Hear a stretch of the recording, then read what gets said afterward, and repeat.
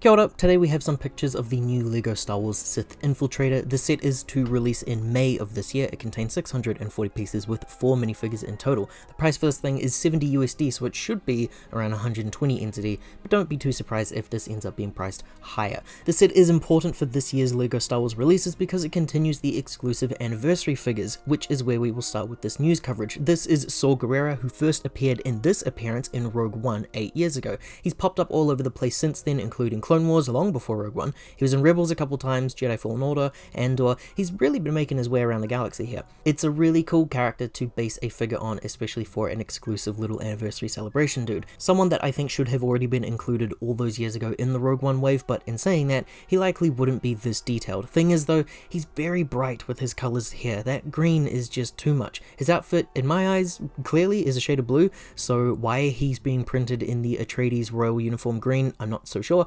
I'm also let down on that hairpiece. It really needed to have some grey printing in there as well for me. LEGO really don't like doing multicolor parts like that usually. This hairpiece does already exist in black, so whatever, just reuse it. It's really disappointing to see. Face looks good, nice expression, again looking like Forrest Whitaker, but I am let down on those molded parts. He has replacement limbs for his foot and his hand. LEGO here have just skipped over this entirely. So he's gonna need some customizing from the community in order to become a really good, accurate depiction figure of that character. As for that Sith Infiltrator set itself, it's been I think 9 years since we got the last one. The Sith Infiltrator has had its fair share of remakes over the years, and despite all this, I've never actually bought one myself, so this would be my first ever LEGO Sith Infiltrator. We've got 3 minifigures here from the Phantom Menace, Qui-Gon Jinn, young Anakin, and Darth Maul. Maul doesn't have pupils. It's something that I've really complained about with the Ahsoka and Hera figure and other aliens in LEGO Star Wars sets. I hate that LEGO do this. From an objective view, it's not accurate to the source material to be just removing their eyes and pupils like this.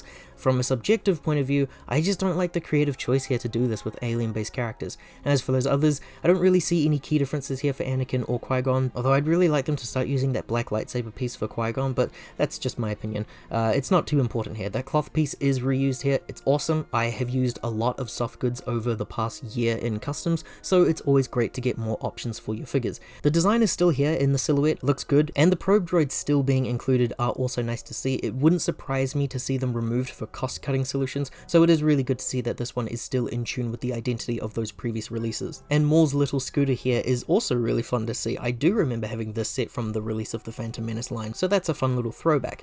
It's still a pretty rigid looking build though compared to that sleekness of the source material. I think it's really close to probably being the best translation here, but I also think that the design of the ship as a whole is just a bit too difficult to make into LEGO, and this is probably the most accurate that we'll get. I won't fault it too much on that though. I'm just not really feeling it, I think, with these anniversary sets. I like them for what they are, but the prices are just really high up there. Sale prices are to die for when it comes to LEGO Star Wars these days, and the exclusive minifigure here that's being dangled in front of us to try to get us to buy it day one, it's just a little too inaccurate for me to want to grab on release day, so we'll see. I could easily be won over, I suppose, with the whole May the 4th celebrations or something. But anyway, what are your thoughts on this set? You should let me know down below, and if you enjoyed this little news video, liking and subscribing to this channel here helps to support us in making more videos like this one.